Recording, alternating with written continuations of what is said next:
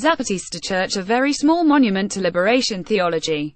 Credit Flick David Sasaki. CCBYNC 2.0. This June saw the passing of two of our generation's most fascinating and controversial Catholic priests, François Huttart and Miguel Descartes Brockman. Huttart was a Jesuit priest and prolific scholar on the Faculty of Sociology at the University of Louvain in Belgium. His leadership in the dialogue between Marxism and Christianity, his research on religion in society from Sri Lanka to Nicaragua, and his desire to connect social movements in the Global South through the Tricontinental Center CETRI, which he founded in 1976, matched his academic output of some 50 books. On the theological front, he assisted in drafting the pastoral constitution of the Church in the Modern World, Gaudium et Spes, Joy and Hope, one of the most influential documents of the landmark Second Vatican Council. Huttart was a hero to many around the world, but certainly no saint. In 2010, he terminated a global campaign to nominate him for the Nobel Peace Prize when he admitted to sexually abusing an 8-year-old boy in 1970. He is perhaps best remembered for his pioneering work on the analysis of, and resistance to, corporate economic globalization. Noting the pervasive influence of the World Economic Forum, he proposed the Other Davos in 1996, a counter-movement against the mounting power of neoliberal economics. 5 years later, others including Chico Whitaker, a lay Catholic activist and secretary of the Commission of Justice and Peace of the National Conference of Bishops of Brazil, built on Huttart's initiatives to launch the World Social Forum WSF in Porto Alegre, an annual meeting place for all to globalists seeking solidarity under the banner of Another World is Possible. Huttart served on its international council. Miguel Descartes served as a Maryknoll missionary priest in his native Nicaragua after his education and ordination in the USA. A liberation theologian, he joined Nicaragua's Sandinista movement FSLN in the overthrow of the dictatorial Somoza regime and its resistance to the Usuled-Contra war, serving in the Sandinista government, including as foreign minister between 1979 and 1990. In 2008 he was elected president of the United Nations General Assembly. Though never entirely repudiated by the Vatican for his political work, he was suppressed for decades before being fully restored to his pastoral duties by Pope Francis in 2014. Huttart and Descartes were both men of their times. In their generation, liberation was in the air through national movements against colonialism, through revolutions, and through New Left activism across the globe. Following Vatican II's opening to the world and the Church's fresh engagement with modernity, Catholic priests, missionaries and lay leaders were free to pursue novel forms of ministry. Such novel religious activism wasn't entirely new. Brazilian Archbishop Helder Camara, the Bishop of the Slums, had taken a radical approach to his ministry to the poor a decade before Vatican II, and the antecedents to what would be called liberation theology had been building in both Catholic and Protestant circles for years. At the 1968 meeting of Catholic bishops at the Latin American Episcopal Conference CELAM in Medellin, Colombia, marked a turning point for the realignment of the Church away from traditional social elites. Liberation theology was thus liberated to pursue its preferential option for the poor. This movement spread powerfully through Latin America, and with assistance from Huttart and others, in Asia and Africa as well. But the epicenter was Latin America, where the movement aligned itself with other civil society groups in opposition to right-wing military dictatorships.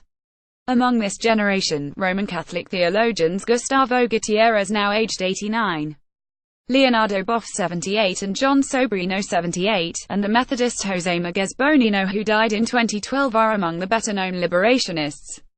Many of their ideas were developed in association with Paulo Freire, who died in 1997, the Brazilian Christian educational activist, proponent of popular education, and author of the acclaimed Pedagogy of the Oppressed.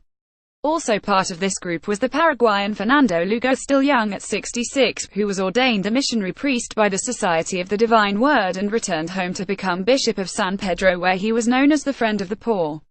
In 2008 he was elected president of Paraguay, but impeached in 2012 in what neighboring countries called a constitutional coup d'état. Why did this generation rise to prominence in Latin America? There are numerous reasons.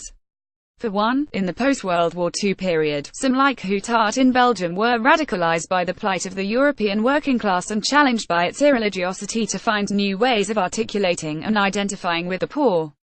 This experience spread to Latin America almost accidentally, for the simple reason that Europe was oversupplied with priests and Latin America needed more of them. Knowingly or not, Latin America imported radicalized priests in significant numbers. Latin American priests also studied in Europe, absorbing radical thinking. These influences played out in societies dominated by the Catholic faith. But the larger reasons were twofold. First, the abject poverty of the Latin American majority, which even the Vatican could no longer overlook, and second, the rise of oppressive military regimes and bitter political revolutions in Brazil, Argentina, Chile, Nicaragua, El Salvador and Guatemala.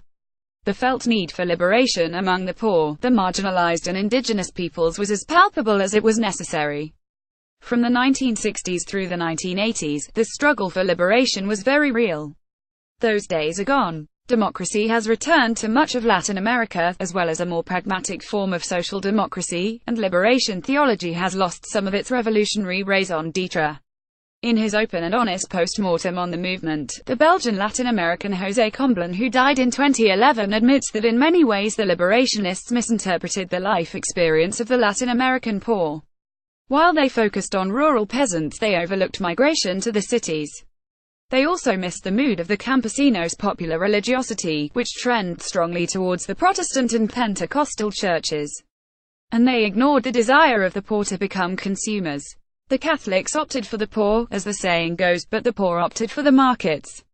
Hence, liberation theology was but a moment.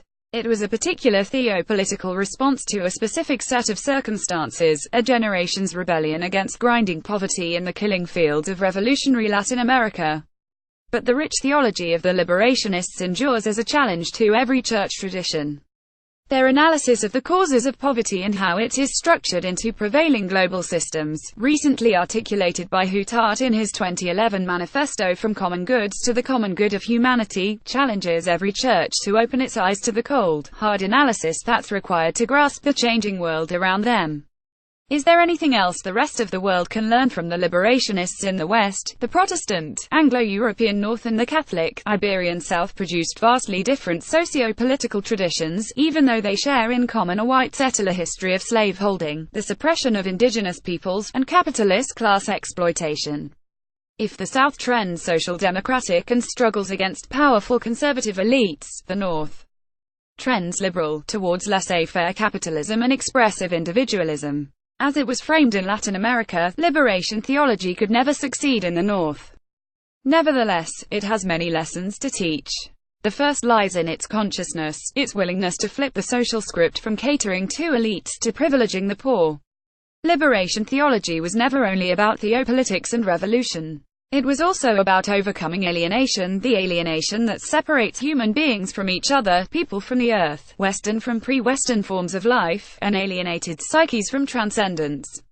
It taught ordinary people to perceive the reality of their own circumstance, to conscientize themselves, as the liberationists put it, through their own self-reflection, so that they were free to construct a social reality that resisted the powers of the age. Secondly, we can learn from its methodology, simple yet profound. See Judge Act. That is, live in the concrete world. Describe reality as it is, not simply as theory tells us. But also judge reality from the horizon of a reconciled humanity, and act accordingly to bring that reality about.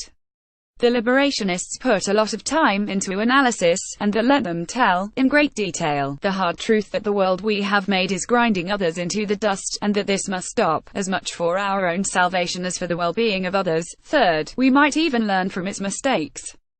To overlook popular religiosity, because intellectual and religious elites aren't interested in the daily lives of the faithful, or because wealthy city dwellers forget rural life and laugh off its traditions, or because the successful classes denigrate the struggling classes and blame them for their own suffering, is to leave large segments of society without the material, intellectual, and spiritual resources to find their way in the world. Lastly, we might learn to take our own churches more seriously. The liberationists believed in spiritual community, life-giving fellowship, and historical church structures to hold them together more than any religious movement that I've come across. They believed in a new way of being church, confident that the social power of faith can liberate societies as easily as it can oppress them. Since the end of Soviet-style socialism in 1989, alter globalization rather than liberation has come to define the radical imagination, but the problems of poverty and oppression persist, as does the possibility that we might draw again on the theopolitical resources provided by a remarkable community of radical priests to inspire a new generation of alter globalist activists and theologians.